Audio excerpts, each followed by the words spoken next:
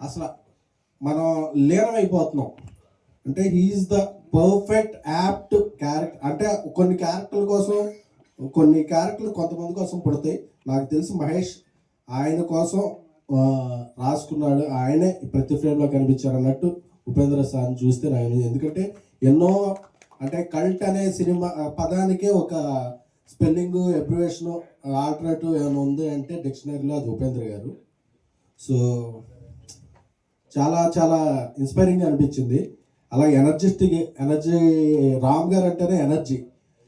చాలా సీన్స్లో ఆయన ఎనర్జీని కూడా టోన్ డౌన్ చేసి ఒక ఫ్యాన్గా ఒదిగిపోయి ఎక్కడ హైప్ చేయాలో అక్కడ చేసి చూస్తుంటే అసలు మళ్ళీ మనం చూసుకున్నట్టుందంటే సింగిల్ స్క్రీన్లో ఫ్యాన్స్ అందరూ కూడా ప్రతి సీన్కి ప్రతి డైలాగ్ అండి.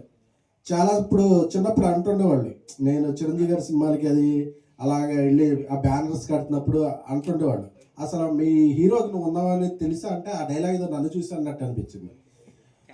అప్పుడు చాలా మంది అంటుండేవాడు, నీకేమన్నా మీ హీరో కూడు పెడతాడా గుడ్డ పెడతాడా అంటే, నాకు కూడు గుడ్డ కన్నా కూడా జీవితంలో ముందుకు వెళ్ళాలనే ఒక డ్రైవింగ్ ఫోర్స్ ఉంటుంది కదా, అదే హీరోలు.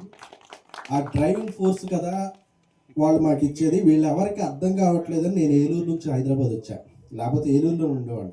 లేకపోతే ఫ్యాన్స్ అందరినీ చిన్న చూపు చూస్తున్నారు, ఫ్యాన్స్ని ఎవరు గౌరవించట్లేదు. ఎప్పటికైనా ఫ్యాన్ అనేవాడు గొప్పవాడు అవ్వాలి, అయితే అందరూ ఈ హీరోని గౌరవిస్తారో ఫ్యాన్కి గౌరవం వస్తుంది అనేది నాకు చిన్నప్పుడు నా లైఫ్ చూసుకున్నట్టు అనిపించింది ఈ సినిమా చూస్తే. అందుకే నేను జర్నలిస్ట్ అయ్యాను, ప్రొడ్యూసర్ అయ్యాను, వాట్ ఎవర్ ఏమైనా సరే నేను నమ్మిన నా హీరో గౌరవం తీసుకురావాలనేది అభిమానిగా నా ఇది. సో ఈ సినిమా చూసుకుంటే నా జీవితం. అలాగే చిరంజీవి గారు అవచ్చు, బాలకృష్ణ గారు అవచ్చు, ప్రభాస్ గారు అవచ్చు, తారక్ గారు అవచ్చు, మహేష్ బాబు గారు అవచ్చు, అల్లు అర్జున్ గారు అవచ్చు, ఇంకా ఎంతో మంది హీరోలు. ఎవరి అయినా సరే హీరోలు అందరూ కూడా ఇన్స్పైర్ అయ్యేది. ఎవరి ఫ్యాన్ అయినా సరే మనం ఏమి ఆశించకుండా ఆ హీరో బాగుండాలి. మనం ఎవరో వాళ్ళకి తెలిసినా తెలియకపోయినా ఇదొక ప్రపంచంలో తల్లి తండ్రికి ఒక బ్లడ్ రిలేషన్ ఉంటుంది. ఏ రిలేషన్ లేకుండా జీవితాంతం ఉండే రిలేషన్ ఏదంటే ఒక హీరోకే ఒక అభిమానికి మధ్య ఉండే రిలేషన్ మాత్రం.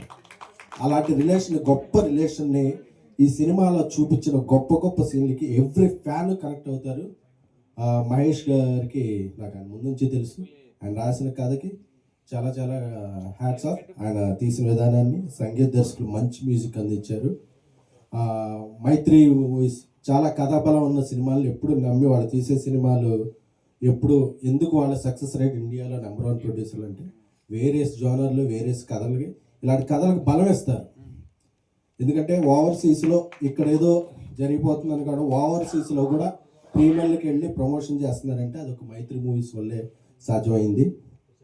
సో ఇంత గొప్ప సినిమాని అందరూ చూడాలి, తెలుగు వాళ్ళందరూ చూడాలి, ప్రతి ఫ్యాన్ కనెక్ట్ అవ్వాలి. ఇంత మంచి సినిమా అందించిన రామ్ గారికి, అలాగే ఉపేంద్ర గారు కొంతకాలం గ్యాప్ తర్వాత తెలుగులో యాక్ట్ చేశారు. ఉపేంద్ర గారికి ఆయనకి నేను పెద్ద ఫ్యాన్, మీకు తెలుసు. So love you sir. ఈ సినిమా ఇంకా ఇంకా కలెక్షన్లో ప్రతి షోకి పెరిగి అందరి ఫ్యాన్స్ అభినందనలతో, ఆశీస్సులతో ఈ సినిమా పెద్ద విజయం సాధించి అభిమానులకి, ఇలాంటి అభిమానులు ఉన్న హీరోలకి అందరికీ పేరు తెచ్చి ఒక ల్యాండ్ మార్క్ అవ్వాలని కోరుకుంటున్నాను.